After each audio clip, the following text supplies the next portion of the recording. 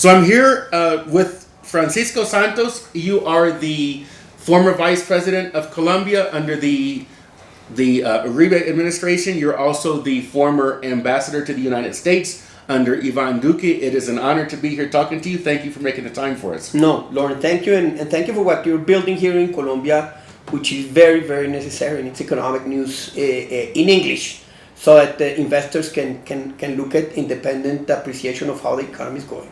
And it's important, I think, that they hear from voices like you, because not only do you have a great resume here in Colombia, but you also have a special insight to the bilateral relationship with the United States, having served as ambassador. Also, I believe you've gone to school at both University of Kansas, University of Texas in Austin, and then also a leadership program at Harvard, if I'm not mistaken. Yeah. And I want to start off because in the news I see that just this morning I was preparing to come and meet with you, and we have a new Fiscal General, Adriana Camargo. And this has been, first I want to ask if you have any impression of her, but then just as importantly, if not more importantly, the process has been a really weird time. I mean, we saw the Supreme Court attacked by an angry mob. There's question as to whether they were motivated or directed or not. But what are the implications of this change? Well, obviously, you know, it's a constitutional change. The fiscal served his term.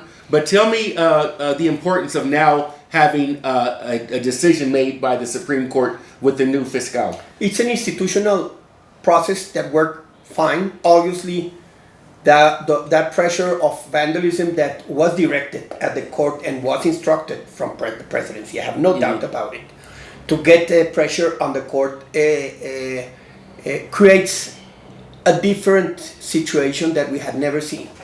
And look, 20 years ago, the court decided not to appoint an attorney general that Uribe wanted, that had his right. He nominated. They waited for a year and a half until the new government. They changed the nominees, etc., and they finally elected. And it was something that was accepted. Mm-hmm. We were against it, but it was accepted. We didn't pressure the court, like what happened here. Yeah. But in the end, the institutions operated. We'll have to wait.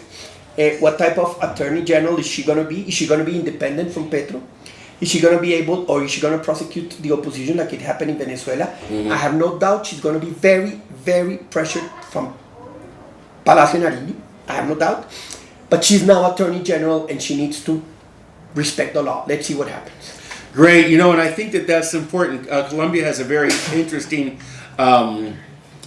way of determining. It's not like in the U.S. where the attorney general is directly so you know, John Kennedy appointed his brother or anything like that. Down here, the president gives a short list to the court, and the court votes on it. So there's kind of a two-step process. It's almost like how the Senate approves presidential nominees in the U.S.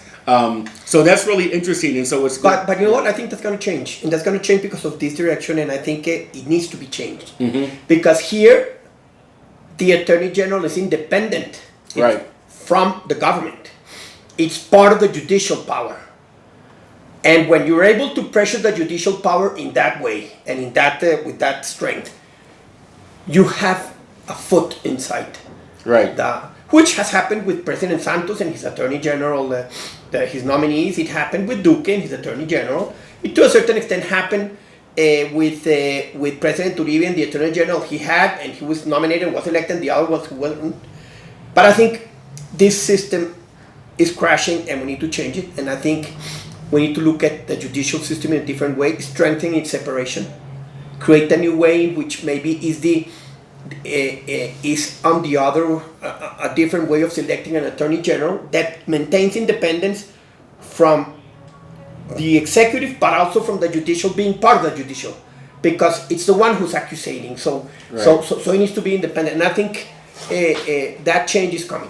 That's important, because I remember when Ivan Duque appointed Barbosa, and everybody said, "Oh, it's his friend. He's not going to be partial." I think that Barbosa, to some extent, proved them wrong. We saw that, and to some extent, proved them right, because he became an oppositor, being such an important member of the court of the judicial power, he started saying things that an attorney general should not. Right, you got to stay out of politics. And he got into politics, and I think that was a big mistake by him, and proved them right. So prove them wrong and prove them right, and I think that's where the system is being.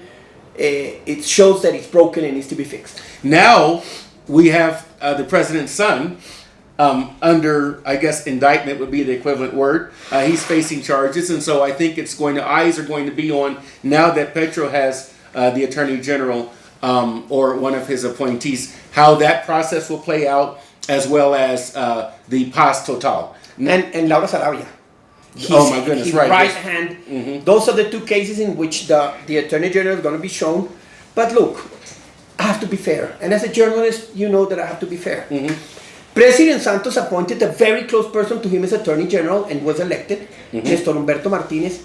And what happened with all of the proof of the Odebrecht intervention in the campaign of 2014? God.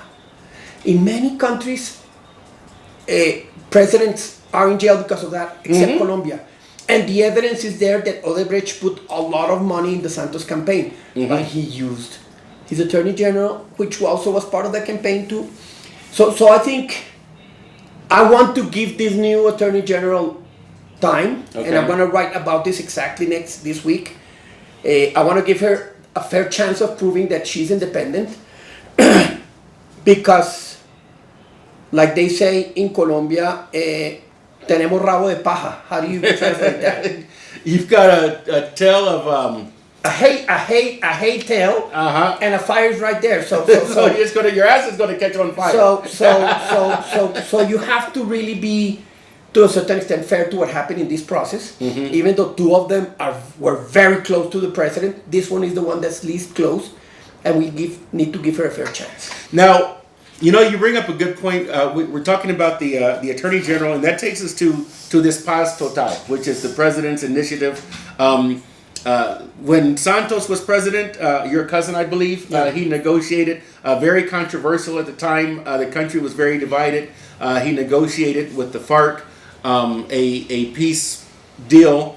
There's a lot of, it hasn't been completely successful. It hasn't been a complete failure. But now President Petro, with this paz total, he's negotiating with some of these other and in Colombia we have I guess insurgent groups that have in the past been politically motivated. I think now they're more kind of just mafias, ELN and groups like that that started out as kind of leftist or communist type of things. And then you have just plain mafias, right? Like Clan del Golfo that aren't really political. They just are mafias. Now I'm wondering, we also see the perception of crime is going back up now. And I don't know how related those two things are. We just saw El Pichi, who was a mobster, indicted. We just saw the guy just brought back from the United States after serving his time, Salvatore Mancuso. And I'm wondering, there seems to be frustration both within the presidency when it comes to negotiating this process, and then outside, the perception is that this paz total is failing. And it also seems like these groups, ELN is making statements and things like that, to where they're kind of making a mockery of this, where they're attacking police and doing things that, my question is, are they interested in negotiating with peace, or where do you see this paz total in the My answer is no. They're not interested. Why? Because they're not being pressured. Because they're making businesses and being more rich during this process. Because the government is not demanding anything from them. And I think this has to do with the way that the paz of Santos was negotiated. And I think this is just a development. Santos changed the equation because he made the FARC equal to the state. Okay. Like, oh, you're negotiating with equals. No, you're not. You have a state, a democratic state with values, with laws, etc., negotiating with somebody that wants to destroy that state. So you need to put pressure on them. You need to create the need. And then you open your arms and the state decides how are you going to get them reinserted into society. We did that with the paramilitaries. And we dismantled the paramilitaries. Most of them paid, the high and medium members paid between 4 and 8 years of jail. The high members that went to the US paid 10, 15, 20 years of jail, which is okay. Right. They're back. But we dismantled them. because it was the state, the one who said, this is what I want to do. When you put them in equal terms, you're changing that equation, and therefore you are, first of all, giving them a political win. So we won the military war, and President Santos, with that peace process, gave them the political win. Okay. And that's a vision in which that type of criminality is justified, which is what's happening with Hamas today. That's the same vision. Oh, poor guys, they rise against the state and we're horrible. No. This is not victimizer and victim. They are the victimizers because they killed people. And the state was protecting us. And that's the vision that Petro has. Oh, we're horrible victimizers and they're the poor guys. No, they're not poor guys. They're mafias. They're growing. Look, all the border with Venezuela, in Venezuela, is controlled by the ELN. They're the first binational insurgency that we've had in Latin America in history. Up in Norte de Santander. And they're growing and growing and growing and growing in Venezuela.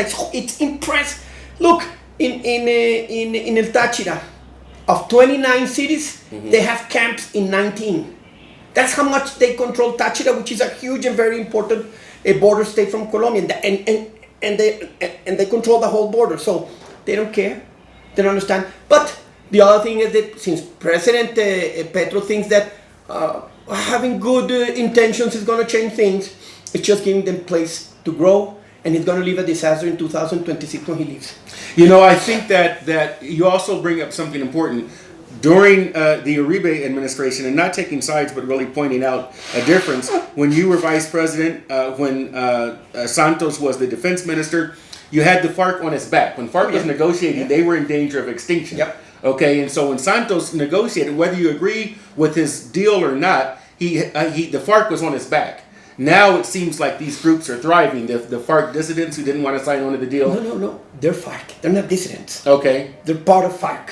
Okay. Because 60% or 40% did not enter it, and the other 30% in the middle decided. We were able, all that process to get 30%, which was good, okay. But the problem was making them equal to the state. Okay. Look at the HEP. The transitional process has a narrative that we are the bad guys. The state is the bad guy. That's the narrative they have. In the middle of the peace process with the paramilitaries, which was justice and peace, I remember the judicial system was right with the victims against the paramilitaries, and they were able to confront them. Here, you don't see nothing like that. Why? Because they put them equal. Because a crime by the FARC or the ELN, it's a lot less worrisome than the crime by the state. No, they're equally horrendous, and one and the other has to go to jail. One with the laws of the government and the state, and the other one with the process in which you integrate them. But no, everything is seen as we are the bad guys, they are the good guys. So Clan del Golfo, now to Petro, they're the good guys. They're the Virgin Mary in arms, and ELN exactly the same, and the FARC dissidents, which are not dissidents, exactly the same. So the army they don't want to fight. Why? Because the president is not backing them. Right. The police. You think the police wants to protect you because every time something happens, they're doing the minimal. We, in the 2002, to a certain extent, had that perception, and that's why President Uribe was so much on top of the police and the military every day. He would call the head of a police headquarters in the small city on a Friday. Why did they steal a house? And everybody was on their toes. No, really. Right. And that changed the perception because they knew that the president backed them. When we had the failure in rescuing a governor of Antioquia and they were all killed, President Uribe assumed the responsibility. When we had the success of rescuing Ingrid Betancourt and the Americans, President Uribe went back and said, you take the credit. Right. And he was the head of the process. And he's the one who decided. And if it failed, he would take the blame. Yeah, so police and military need backing. If they don't have the backing, that's one of the big problems of defund the police. The police are not saying, do I want to do this? Because they're going to go after me. In Colombia, we're leaving that to the extreme. And I think people who don't understand your passion, I remember my first time in Colombia was in 2004. And Colombia was rapidly changing from becoming safer at the time But that was still when Ingrid Betancourt was kidnapped. That was still when the U.S. contractors were kidnapped. And people don't realize that you yourself personally were a victim of this kidnapping. And so you've suffered this. So you've lived it. It's not like you're just sitting in Bogota talking about this. You actually lived this. I believe you were kidnapped for 6 months. I was kidnapped by Pablo Escobar during 8 months. I'm alive. It's a miracle that I'm alive. Actually, he gave the order to kill me, and somebody from the Ochoa family, another big family in the drug trafficking business, found about it and stopped him and said, if you kill him, we're going to get all killed. Which, I don't know that logic, but I'm alive. I became an activist on freedom. Since then, I am an activist now. Freedom is what motivates me. That's it. Freedom to speak, freedom to do, freedom to make decisions, freedom to pray or not pray, freedom to have an abortion or not an abortion. The freedom to walk, it's the crucial element because I became that after it was taken away from me. Right. And I see it in danger now all over Latin America. I see it in danger, big danger in the U.S. Yes. Big danger in the U.S. And I think this is the fight of my life, and I enjoy it. Wow, great. Now you mentioned the narcotics trade, which there was Plan Colombia and and not even so much that, but there's been Colombia is the U.S.'s strongest ally in South America. I think it maybe still is in South America if you look long term. There's administration. If we look over the long term, it's been stable, even with a administration that's maybe the particular administration is less friendly. The ties are deep enough to where they can't just come out. I think right now in the short term. I agree with that. I agree with that perception. But regarding Petro, is not less friendly. Petro sees the U.S. as the enemy. Okay. Don't think that he's not thinking every day. But he's not dumb. He says, okay, this is a very important relationship. I can screw it up. But his internal feeling is that one.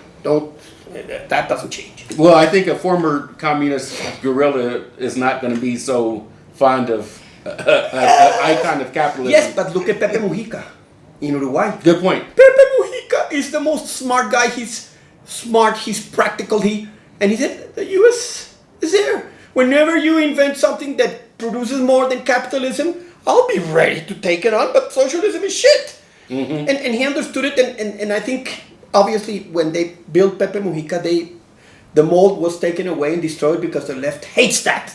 That common sense. But you have somebody like that. Petro is not like that. Now we're seeing narcotic production higher than it was than ever. Back even in the people think about the Pablo Escobar days, and back then Colombia was dangerous, but it's actually producing more narcotics than back then. Oh yeah. Is there a will in the government to stop it? Is there not a will to stop it? Or are there other factors? I mean, we have to take, as an American, I have to say the U.S. has to take responsibility for the demand. I don't know what gets into people to why they want to poison themselves. I don't understand it. But aside from that, which is a whole separate conversation, what are the factors that are leading to this record-breaking narcotics production? And it's the violence hasn't come back, but the production has. So maybe if you can unpack and analyze that. Look, this whole change started in 2013 with President Santos too, when in the agreement with the FARC, they decided to change their policy against drugs. If you look at Plan Colombia, which I think is the most successful foreign policy by the U.S. in Latin America in the last 100 years. 2002, we had 180,000 hectares of coca. 2013 or 2012, before it was changed, the part of the peace process, it was 40,000. We're almost there. They changed the strategy, and between 2012 and 2018, when Santos left, it grew to 200,000. More than we lost. We lost 14 years of effort in just 5, which shows, one, you need to persist. And you need to create alternatives. And I think that wasn't done. So he dismantled the policy and immediately started to grow. President Duque tried to stop it. It stopped it to the extent that it didn't grow. Right. But It couldn't get it down because glyphosate use was prohibited during the Santos administration. They destroyed everything, and really, what we had invested in Navy, in all the control of the rivers, etc., was gone. Was gone in 2018. That was not, and that was part of the agreement. And now comes President Petro, and we have 300,000 hectares, and we don't know how many, because the U.S. stopped having the measurement. Why? Why did they stop measuring? The U.S. has no measurement, and that was the most independent and probably the most realistic sense of a measure of coca production. But everybody talks that there's probably around 300,000 hectares of coca. There's no will. I don't think 1 hectare of coca is going to be eradicated in these 4 years, not one. He's tried to put a plan that, we'll do alternative development. Nothing has happened. And they're getting a free ride. Coca cultivators, which is the weakest link in the whole industry. Second, the strongest link, the drug traffickers are getting a free ride too. Clan del Golfo is getting more territorial control. ELN is getting more territorial control because the government is giving to them. We're going back to 2002 and even before. That's a big problem of Colombia. And therefore we have the perfect storm. The perfect storm. And the US silenced. They're not saying a word. So when you don't pressure, when you allow that to happen, well, you're probably gonna get in the next 3 to 5 years, coca at $20 a gram, $30 a gram, and consumption is gonna like this. And it has to do with what happened here in Colombia, but what also the US did, especially during the Biden administration. So tell me, in the Biden administration, have they taken a different approach towards narcotics enforcement? I know that there are local moves in the U.S. that there's a big mess in Portland right now. They decriminalized hard drugs. And they're going back. And yeah, they're going back because it's a mess. I've got a friend in Portland, and he's moving to Tennessee. No, look, the narrative of decriminalization and legalization is so easy to put forward, and there's no evidence that it works. Do you think the criminal gangs in Colombia or in New York or in Miami or in Portland, if you decriminalize the drugs, are gonna just say, "Oh, thank you, we're gonna stay now, we're gonna make this city safe"? No, they'll find other types of violent businesses where they make profits. Right. That's not the only thing that can work. Is a good policing. You need to treat consumption in a different way, and that's a way in which you gotta help. You gotta help get them out. But good policing is always the only formula that you can use against drug trafficking here and there. And we're having exactly the different notion here and there. Here, President said, "Oh, poor peasants," and so therefore they're producing more coca than ever. And in the US is defund the police. Oh, we need to decriminalize, and you have the biggest problem in terms of consumption of drugs ever in the history of the US. Hey, it's perfect storm. Chinese labs are sending drugs over. We look at. I'm from Ohio, and in Ohio, in the Appalachian, West Virginia, it's been hollowed out. It's hollowed out because of now in that case it's a lot of the prescription drugs, OxyContin and things like that. But still, now changing tack a little bit, talking about the drugs are a health issue as well as a criminal issue. Here in Colombia, it looks like something as a consumer of healthcare in Colombia. I brag to friends and I say, look, I've got the best healthcare I've had in my life. I've got Sura, for example, and I have both the EPS and I have the private plan. But the president wants to completely change the health system in Colombia. That is not perfect, but it's working. And there's a degree of choice in it right now. You get to choose your EPS. I explained that to people. But it looks like this health reform bill it looks like it might be stalled now. I thought it was a little bit scary. Is it going to be like a Frankenstein that keeps coming back or coming back? No. Look, the first thing that we need to know is this is the best health system in the Americas. A lot better than the US, a lot better than Canada. And from Mexico to Argentina is the best one. Without a doubt. It's top 5 in the world. World Health Organization. So, with this or top 10, I can't remember. So this guy, just because he has a statist view, because this is a mixed system in which citizens pay, government pays, but all the attendance and everything that operates is private, with subsidies, etc. It's a fantastic system. He hates that. He sees the HMOs as the devil, and so he wants to destroy it. For two reasons. One, because he hates capitalism and he hates a private sector. And second, because he wants to get his hands on 70 billion pesos a year to spend however he wants. Corruption to the X. Venezuela to the X. Fortunately, in the Senate, in the commission where it has to be approved, now they have the majorities to sink it. They decided to suspend the vote for 2 weeks so that Petro can start giving as much as he can to those eight guys in corruption, in bureaucracy, in contracts, and see who he can turn. But everybody and the applause to those senators is being so big that they're getting independence.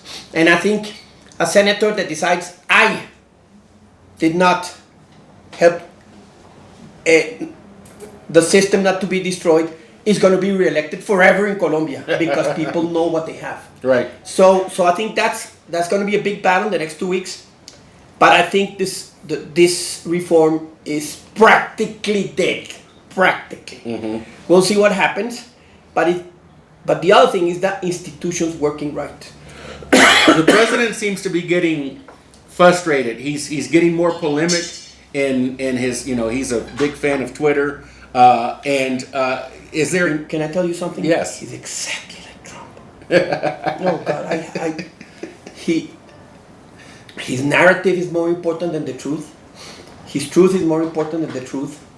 His way of seeing things, obviously, with a totally different perspective. Right. Trump is more libertarian, more conservative. The other guy, but in the end, they're exactly the same. Populist. Populist. Trump exactly. is a right-wing populist, and he's a left-wing populist. Exactly, and they hate media. They want to replace the media. Yeah, and they're successful at it.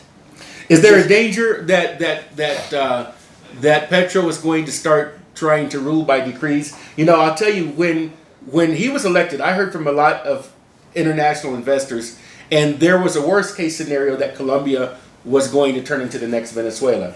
And Colombia has demonstrated to have enough institutionalism to put a break on that, which I think is a good thing. But he's also now frustrated because he had this grand vision of everything that he was going to change, and his pension reform hasn't passed, his health reform hasn't passed, his tax reform, labor reform hasn't passed, and now with Ecopetrol, he's he tried to appoint all these I'm sure perfectly nice environmentalists and feminists and things like that, but people who are not qualified to run a giant energy company. Okay, and so the board, that's a company that trades on the New York Stock Exchange, so you have to follow certain SEC guidelines and such. He seems to be frustrated because he's getting stopped everywhere he goes, and I wonder, and what people ask also, is there a danger of his improvisation growing to where he might try to rule by decrees or go around Congress or go around the courts? He's going to try, but he's not going to be able to because there are courts and because there's Congress. And because that institutionality, and because there is a civil society that's going to mobilize even more. What happened a few weeks ago, I think is going to grow and grow and grow and grow in the next year, become more aggressive, to be very sincere, become more standardized, become less politicized in terms of political parties and more defending democracy, and I think that's a good thing. So you have a mix that civil society is going to support the independence of Congress. Not that they care, but we've seen. But look, I'm I've been a huge critic of Congress. When those 8 guys decided to go this way, I said, "Wow, what happened?" And I celebrate it, and I'm telling everybody in my media and everything, we need to support those guys. Don't leave them alone. Right. We need to make them the heroes they are. And that civil society is also going to support the courts. So he's going to try. And that's the big battle we're going to see this year. Now, you have experience in the foreign ministry. What's this the current foreign minister, Alvaro Uribe, was suspended by the Procuraduría, which is like an inspector general. We don't really have something quite equal to that in the States. This Thomas Gregg, so I believe that they were the firm contracted to print the passports, and it sounded like he came in there. It's a huge contract, and just without due course, my understanding is just said no, let's cancel it, maybe because he wanted to I don't know. I don't want to speculate, but and now we have I think Murillo, who's in as the acting foreign minister. Exactly. Tell me what is behind this. I guess the Thomas Gregg scandal. Yeah. Look, Thomas Gregg has had a monopoly on that contract for many years, and I think that's bad. Okay. Anywhere you see a monopoly is bad. Okay. They had the perfect moment and position to do a bidding that was different and that created different, and they didn't. Okay. So in the end, it's their fault, because if they had done the full diligence in how do you create a contract in which you can really compete with Thomas Gregg and Son, they would have lost, because they're monopolies. They're comfortable now. They have the relationships and all that, and that's how they get those contracts. So the idea wasn't bad, but they had the opportunity. And when you're in rule of law, and when you have procurement processes that are guided by the law, you can use the law to break that monopoly and to create the conditions so that somebody else can. They didn't, and it's their own mistake. And it shows how bad they are at governing. He has put people that know nothing about the state. Alvaro Uribe was somebody who knew about the state and didn't got it right. Mm-hmm. Why? So I think the number one responsible of this is Leiva, because he didn't take care of that $500 million pesos procurement process, and he could have get it done. And now, when it's done, when they gained the system, the president says, no,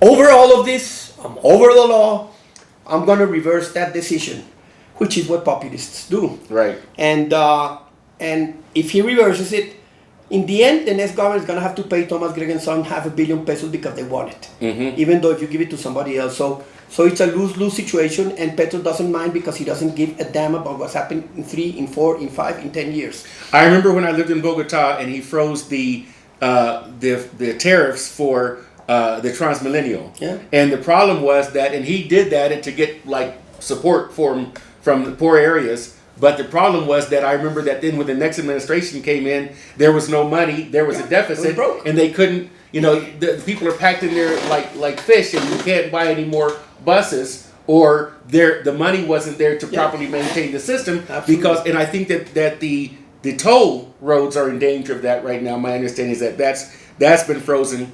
Finally unfroze. Okay. But you know what happened? They had to unfreeze it, and in the year that they didn't raise it to inflation, which is a year of high inflation, they packed it in the next year. So next year we're going to have a 20-25% increase. Wow. Instead of having 8% one year and 12% another, now we're going to have a bigger one, or have two increases that in the end of the year will reach that. The problem is that they don't understand sustainability. They don't understand that if you have $100 and you spend 200, you gotta find the other 100. Yeah. So they don't understand that. It's very frustrating. From probably the only one who understands is the Minister of Finance and the people but the rest, they don't care. Look, they just named it at the Planeación Nacional an institution that is so technocrat. It's very technocratic. Somebody who says, "Oh, I don't get mathematics." That's scary. It's scary, and it's part. I think that the worst inheritance or succession problem that we're going to have, or the two are, one security and the other one, the destruction of a huge capability and in institutionality that we had because of the really bad people that he named. And that's what foreign investors want to see when they put money into Colombia for the long term. I know of factories, for example, that have postponed plans to open here. And then the biggest giant pearl in the oyster is Ecopetrol. Okay, the stock is down 12% this year. And that is the biggest company in Colombia. It's, I believe, 88% owned by the government, but it also trades on the New York Stock Exchange as well as the BVC here in Colombia. And there's a governance crisis going on right now. Obviously, as the majority shareholder, the government can name people to the board. But the chairman or the president is not a energy executive, but the president's campaign manager. Now there's investigation. You mentioned Odebrecht in the Santos administration. There's claims of irregular financing in Petro's own campaign right now. And we have, and then his board appointments have been people that are not, that maybe, smart professionals. But I mean, as much as I would like to think that I could be on the board of a petroleum company, I'm not qualified. I'm not either. But the people that are there are people that don't even seem to have a lot of business experience Yeah. at all. Yeah. And I'm concerned. I remember when in the Quintero administration locally in Bogota, they put a guy in, they tried to put a guy in charge of EPM who just, came out of nowhere. And the Pisces kind of ran him out of town. But I'm wondering, is there a danger of this of Ecopetrol, of a further collapse in institutionality? Is there a danger not just for investors, but then for the resources that Ecopetrol brings into the state? They're not drilling for petroleum. They're not bringing in new reserves. I know that when Chevron was here, they sold their gas fields to Ecopetrol and got out. They still have Texaco at the retail level, but there's a lot of pessimism in Colombia's ability. Colombia right now produces natural gas. We have natural gas lines. Technoglass told me that they almost went broke when they first started the company because they started making solar ovens. But when natural gas came to the Caribbean, nobody needed solar ovens, and so they were fortunate and moved into glass making. But my point is that what happens if Colombia, which is a gas producer, has to start importing gas, which I hear might be the case? And what's the danger for Colombia's revenues if Ecopetrol is not well managed? Look, two things. The one thing that they haven't done is change the bureaucratic level of third level, which is very critical, and they have people that have come up from the company, so they know what to do. Okay. So that gives you a little bit of protection. But obviously, in the big scheme of things, when you don't drill for gas, it doesn't matter if you have great people at the third level or at the second level. If you have really bad people at the first level and at the administration, at president, you're not going to get the oil or the gas that you need. So we're going to see a company that is going to be reducing its income without a doubt. Therefore, the income of the government, because 88% of the income goes to the government, is going to be reduced.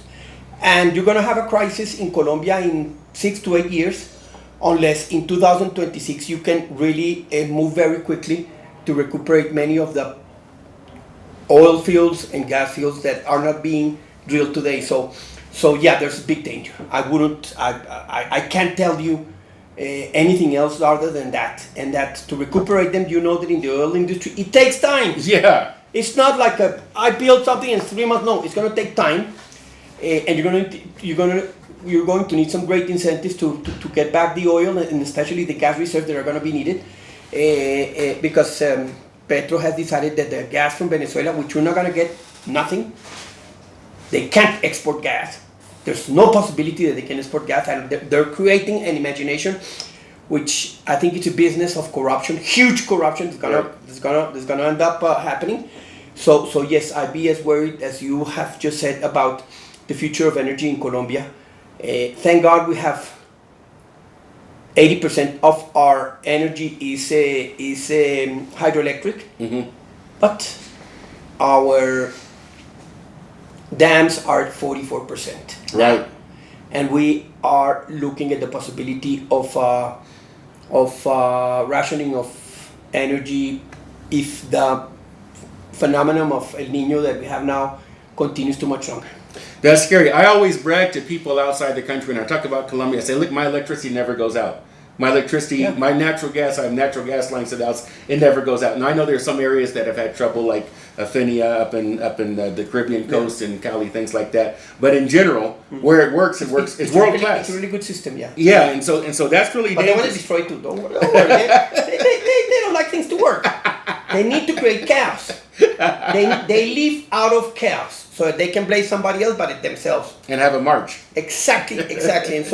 And have a piece of it, like you said. So now let me ask you. You've been generous with your time. I really appreciate you spending so much time with us. I want to stop and ask you Your family's doing well. You're doing well. You have a son in the legislature. I'm sure you're proud of him. He lost in the last election and he went into private sector. He's doing fantastic in the private sector. He loved it being in the legislature, but now he's making money. Because in the legislature you don't unless you're corrupt, and he's not corrupt. My dad was a politician, I mentioned to you, and I told him one time, I said, Dad, I'm glad that you did what you did so I could see I never want to do it. Yeah. It's like, I never want to be... Hey, he got the example from me, but he loved it, and he was a great, he's also this type of modern conservative libertarian with a mixture of that, which I think we both are. Yeah. Of freedom, of liberty, of creation, of value, but he's now in the private sector, as I said, and he's having a great time. He's now in fintech, and he's doing a great job. Wonderful. We'd be glad to give a mention. Go ahead and mention his company if you want. If it's Well, no, something he's the head of the Association of Fintechs in Colombia. Okay. And he's opening so many doors to them. He's doing a great job. Wonderful. So the gremio, like we say in El Colombia, gremio. the trade association. Yeah. I imagine you're doing well. You're writing again. You know, you have a background as a journalist. Anything interesting that you want to share? No, look, I love going back to journalism. Look, I have Dossier Venezuela where I'm putting forward and out things that nobody's putting out from Venezuela. We are. I'm writing in Semana.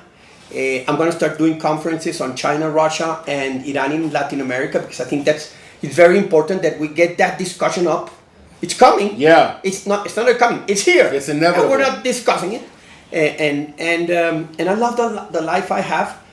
Politics was something that came due to, I don't know. I wasn't going to be into politics ever. I love journalism. I had an 8-year break, and then the ambassador.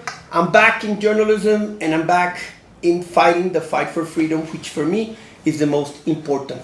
So I'm going to be an activist, which I've been forever, the next 3 years, to defend my democracy and write about it. But politics is out of the question. Thank you so much for your time. It's been an honor. Okay, it was a great interview.